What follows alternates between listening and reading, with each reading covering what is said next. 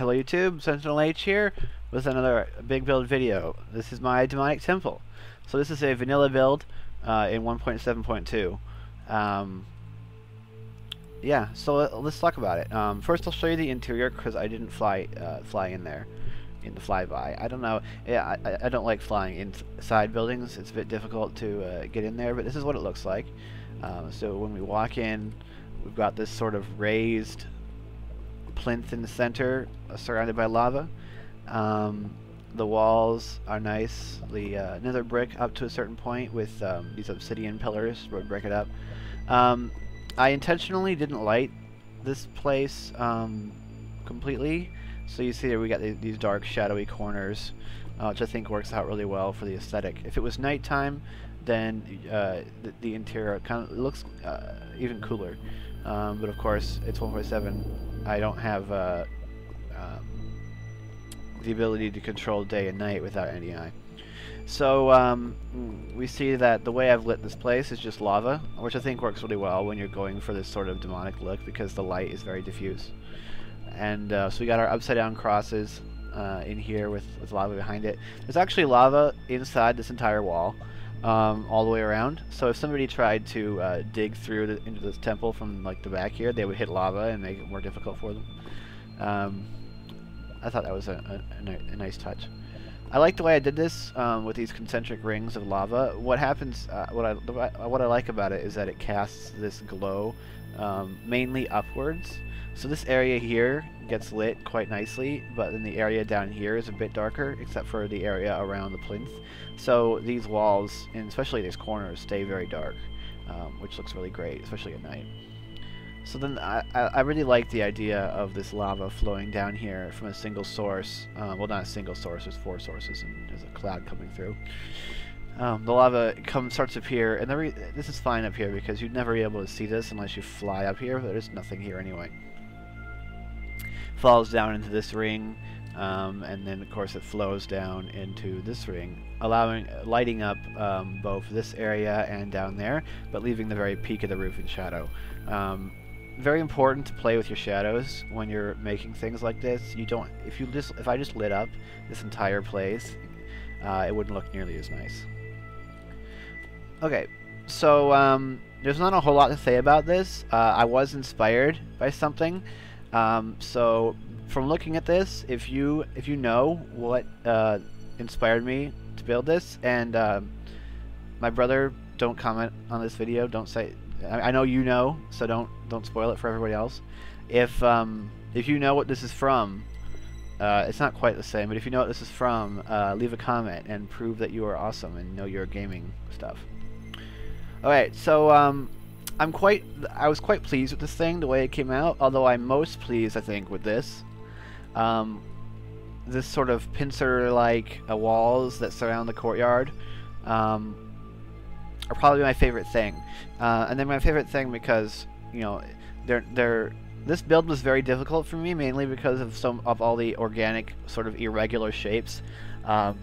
That's not easy to, like, I'm comfortable, I should say, doing builds that are very regular or have very industrial lines, which tend to be very straight and easy to do. These sort of organic shapes are a big are new. I haven't done a whole lot of them, and this is basically, it's kind of like a freeform staircase that I did one of those once and it took ages, but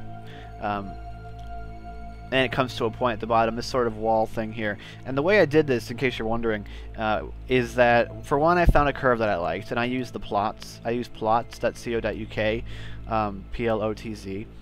Plots. It's an online circle and sphere and whatnot generator for Minecraft. You put in what, you know, the the radius and of the various directions, and it gives you a an oval or a circle or whatever kind of ellipsoid you want.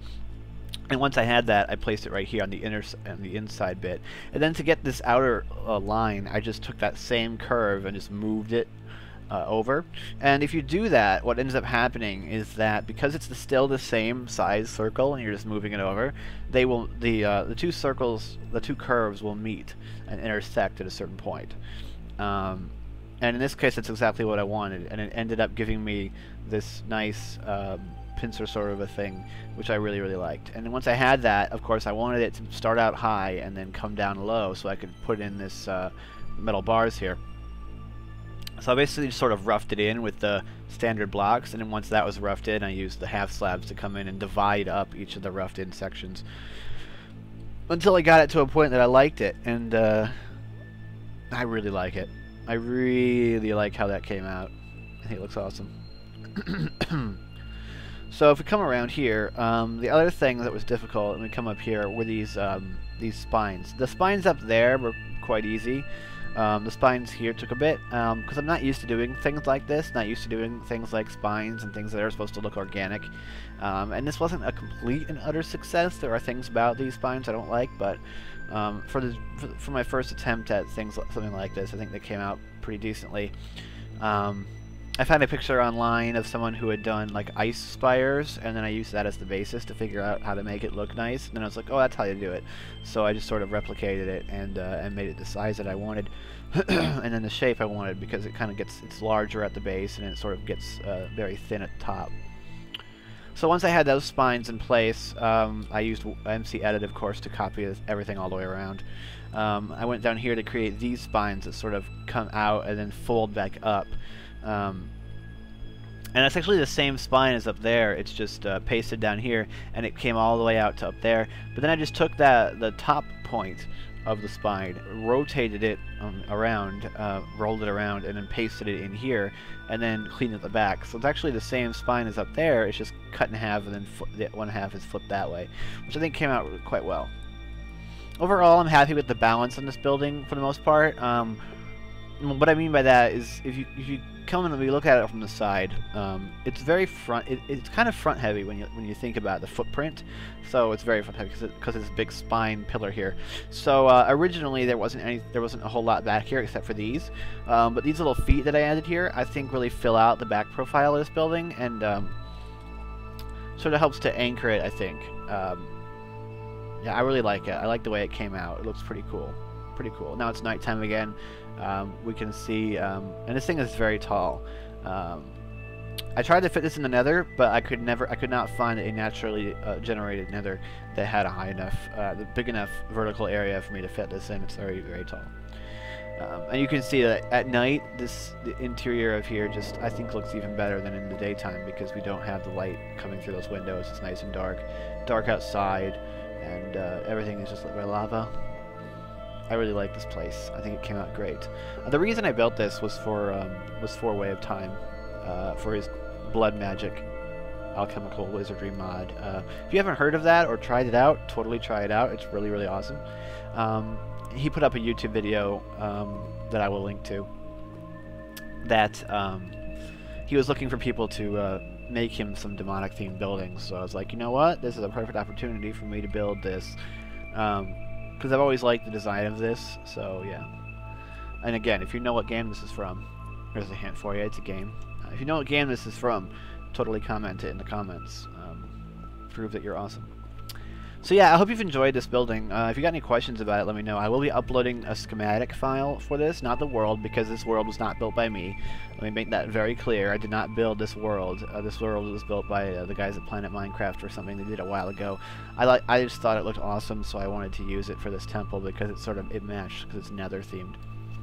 So a schematic file will be uploaded at some point. If I can't get around to it, I'll probably get around to it pretty soon, pretty quick. It'll be up on Planet Minecraft at some point, and once it's up on Planet Minecraft, I will. You'll be able to download the schematic. And when you do download the schematic, obviously feel free to use it in whatever you want, as long as you credit me. Don't try and say that you built this, because there is, of course, video evidence that you didn't. the way I built it is it makes it very easy to paste it in because this floor is on the same level as the bottom of the wall, so there's no underground bit that you have to worry about. It's just all one big flat bottom. So you know, get an area large enough to place it, and it'll be very easy to paste it in. So yeah, I hope you enjoy it. Stay tuned for future videos. I'm planning on doing some more 7 Days to Die, and as well as a few other things now that there's been some updates to some games that I've been watching. So yeah, hope you enjoyed this. I'm SentinalH, and I'm signing out.